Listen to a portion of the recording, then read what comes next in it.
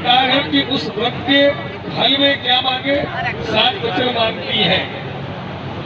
7 वचन में पहला वचन कहती है, तीर्थव्रतोद्यापन यज्ञदानम मया सहत्वम यदि कर्म कुर्या वामांगमायाम तदा द्वितीयम जगाकन्या वाक्यम च प्रथमम।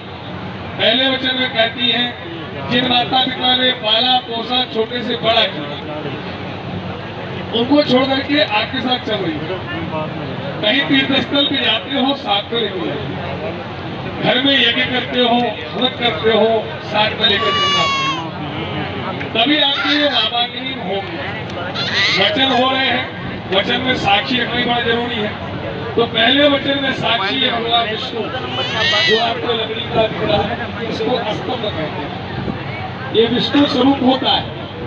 ये पहले वचन में भगवान विष्णु साक्षी है। इनका दूसरा वचन है, हव्य प्रदाने न भगवान वृत्तम कव्य प्रदाने न यदि पूजे था वामांगमायाम द्वितीयम जगाकन्या वाक्यम च द्वितीयम।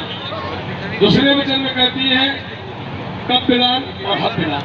हव्यदान का मतलब है कि आपके घर जाती है, किसी प्रकार का उपवास करती है, करने दीजिए, किसी प्रकार का व्रत करती है, करने दीजिए, किसी प्रकार की पूजा करती है, करने दीजिए।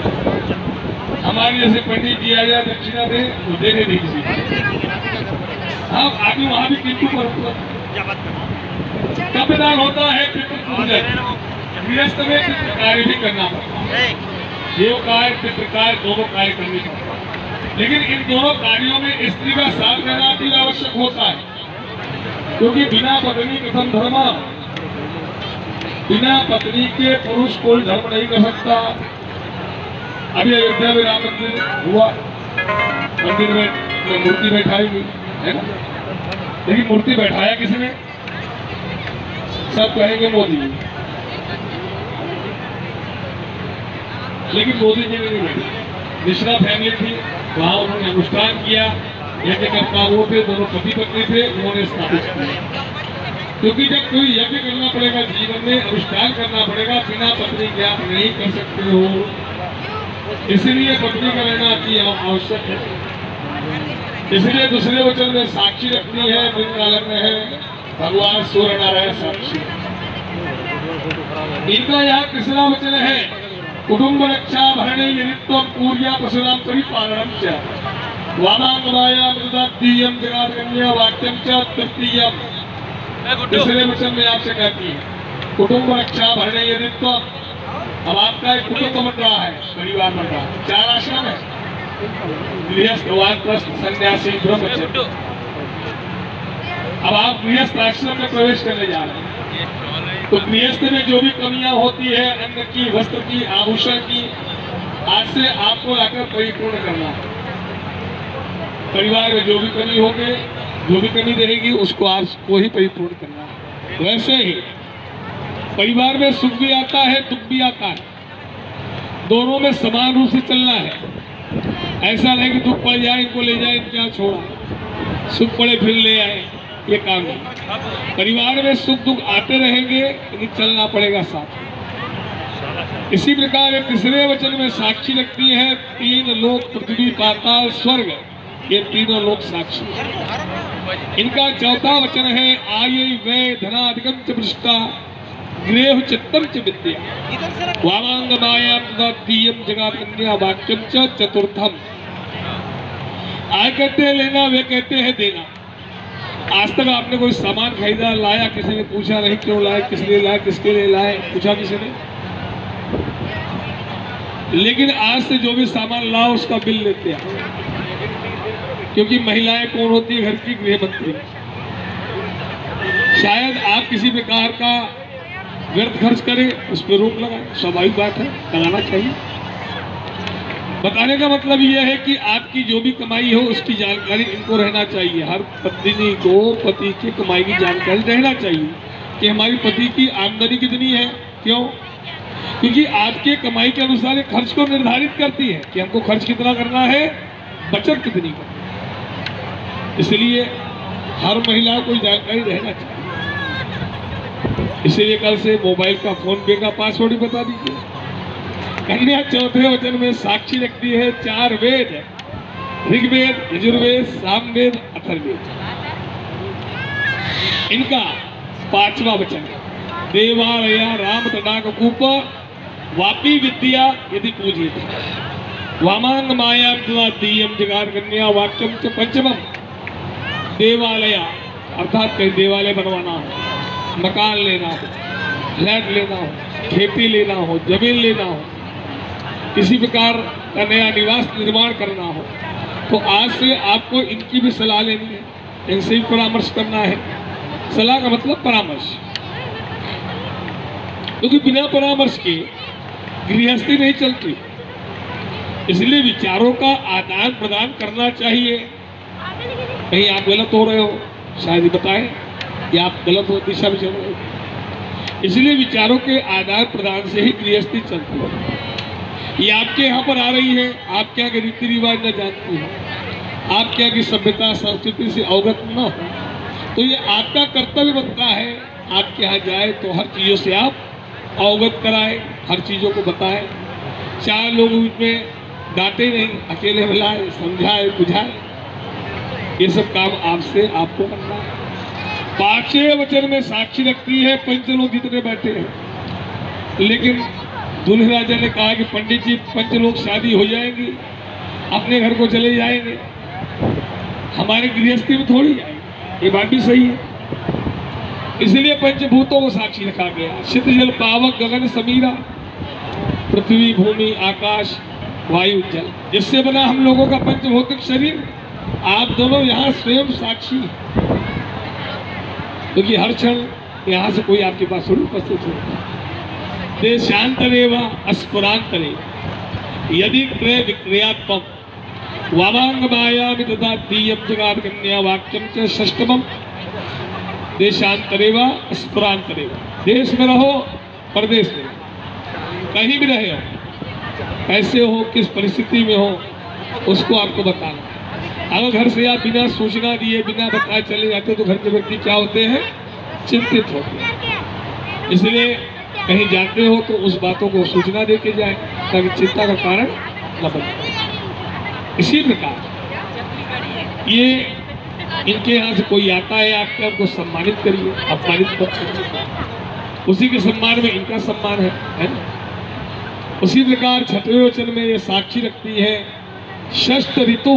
कितने ऋतु होते हैं? 6 ऋतु होते हैं, वो साक्षी। और शरणानंद साक्षी है। शरणानंद यानी कार्तिक, जो 6 सर वाले देवता है वो साक्षी। इनका 7वां वचन है न सेवनीया प्रक्रिया भवेद भावनीति कामनीति वामांग माया मितुदा दीयम जगार कन्या वाक्यम च सप्तमा। न सेवनीया अर्थात पराई स्त्री अगर आपकी उम्र की दिखाई पड़े तो उसको आज से दीदी बोलना है,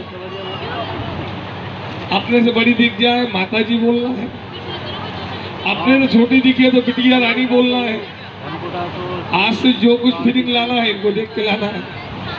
इसी प्रकार आपत्ति काल में इनके यहाँ से कोई नहीं आता है तो ये आपका कर्तव्य बनता है, इनको लेके जाओ, इनके यहाँ छोड़ के आओ, है ना। आपत्ति काल में ये पुरुष का ही काम है कि इनको इनके घर पहुंचाए। इसी प्रकार 7वें वचन में ये साक्षी रखती है पृथ्वी में कितने समुद्र हैं? 7, जिनको सप्तद्वीप कहते हैं, वो साक्षी। एक हफ्ते में कितने वार हैं? 7, वो साक्षी। रंग कितने हैं? 7, वो साक्षी। स्वर कितने हैं? 7, वो साक्षी। सप्त ऋषि आसमान में 7 तारे दिखाई पड़ते हैं, वो साक्षी। अग्नि साक्षी है, यहाँ बैठे इष्ट मित्र साक्षी है। लेकिन यहाँ भी गोविंद ने कहा आपसे कि 7 वचनों का पालन करेंगे, लेकिन तब जब आप इनके 5 वचनों का पालन करोगी तब। तो इनका पहला वचन आपके लिए, तो सुनिए अब आप ध्यान से। मदीय चित्तानुगतां चित्तम सदा मदज्ञा परिपालनम च। चित्त कहते हैं इच्छा को। इच्छा मतलब आप अपने घर क्या पहनते थे, क्या ओढ़ते थे, वो आपके घर पे रह जाएगा। इनके घर क्या अच्छा लगता वैसा पहनिए, वैसा ओढ़िए, वैसा रहिए। अभी घर जाके कहेंगे मुझे मीठा बनाओ, हमको गुलाब जामुन खिलाओ, आप बोलो मेरे को गुलाब जामुन पसंद नहीं है, तो क्या होगा? तू मैं का वार्तालाप होगा। गुलाब जामुन बनाना है, इनको एक खिलाना है, खुद 4 खा के दिखाना है, हाँ में हाँ लगी रहेंगी, बात भी बढ़ेगी नहीं। बताने का मतलब यह है, इच्छा को समझे। कैसे समझे? भगवान श्री राम वनवास के लिए जा रहे, नाव के ऊपर बैठ गए, लेकिन पास में उस केवट को देने के लिए कुछ नहीं। सीता जी ने देखा राम जी धर्म संकट में पड़ गए हैं, तो चुपचाप स्वर्ण मुद्रिका निकाल के दे दिया। बताने का तात्पर्य है इच्छा को समझना। धर्म संकट, अर्थनीति, इन विषयों में पति कहाँ हमारे दिक्कत में। लेकिन एक बात भी यहाँ नोटिस करना, अंगूठी देना किसको था? केवट। लेकिन सीता जी ने दिया किसके हाथ में? राम जी के हाथ में। औरतें आजकल पर्स लटका ले रही हैं, बिना बताए पेमेंट कर रही हैं, ये भी गलत है। आप भी जो व्यवहार करें उसकी जानकारी पति को रहना चाहिए। ये ऐसा नहीं है कि पति ही खर्च करे तो पत्नी अंकुश लगा, दोनों के लिए बातें लगी। इसी प्रकार मुखम वाचम वाचेत, मुखम वाचम वाचेत का मतलब कि घर पे नहीं है, किसी से दो बातें हो जाए, आपको क्रोध आए, बिना बताए अपनी अटैची उठा अपने घर चलो, ये भी गलत है। बिना इनकी अनुमति के नहीं जाना चाहिए। यहाँ तक कि क्रीड़ा, शरीर संस्कार, समाज उत्सव, हास्य दर्शनम च परिगृह पति आज्ञानगतव्यम प्रतिवता धर्म पलायने। क्रीड़ा, शरीर संस्कार, समाज में कहीं शादी है, जन्मोत्सव है, जाने की इच्छा है, इनसे अनुमति लेना। नया मॉल खुल जाए, शॉपिंग करने की इच्छा है, कोई नहीं रहे, इनको ले जाओ, घुमा के लाओ शॉपिंग करके। इसी प्रकार उद्याने मद्यपानी राजद्वारे पितांगी। उद्यान कहते हैं बाग बगीचे को, कहीं टहलने की इच्छा है। मद्यपान कहते हैं मदिरा वाला रास्ता, जहाँ शराब बिकती हो, दुष्क्रीड़ा होता हो, ऐसे स्थानों पर स्त्री को जाना ही नहीं चाहिए। मध्य रात्रि में भी अकेले भ्रमण नहीं करना चाहिए। लिखा है कोई स्त्री घूमे मिले अपमान, तो साधु ब्राह्मण घूमे मिले सम्मान। अगर रात बेरात घूमते हो तो दोष लगता है। अब आप कहेंगे पंडित जी पूरे अंकुश महिलाओं के ऊपर लगा दिए, ये पाबंदी है। बिल्कुल, साधु संत बोलो समाज है ना, परिवार है। जिस प्रकार नदी का बहता पानी है, उसी प्रकार उनका जीवन। लेकिन हम एक सामाजिक लोग, एक समाज में जीते हैं, जहाँ इस दायरे के प्रतिबंध में जीना पड़ता है। इसी प्रकार उद्याने मद्यपाने राजद्वारे पिता गृहे, खुद के पिता घर, पुलिस न्यायालय आदि में भी जाना हो तो इनको साथ लेके जाएंगे। यहाँ तक कि पिता घर भी आना है तो इनको पूछना है। सती महारानी थी, बिना पूछे चली आई, सब तहस नहस हो गया। इसलिए पति की आज्ञा आवश्यक है। अब आप इनके खानदान में प्रवेश कर रहे हैं। जो इनके माता पिता हैं, आपके सास ससुर होंगे, उनको भी माता पिता की दृष्टि से देखिए। जेठ जेठानी है, बड़े बहन बड़े भाई की दृष्टि से देखिए।